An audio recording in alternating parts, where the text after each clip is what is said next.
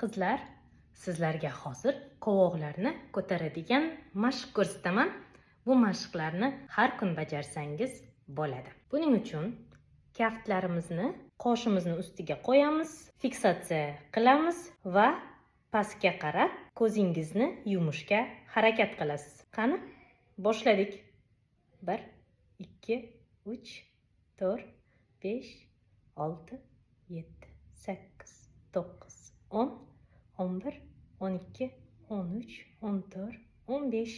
Keyingi mashq. Mana shunaqa qilib fiksatsiya qilasiz va qoshingizni ko'tarasiz. 1, 2, 3, 4, 5, 6, 7, 8, 9, 10, 11, 12, 13, 14, 15 va oxirida peshonamizni mana shunaqa massaj qilib tugatamiz.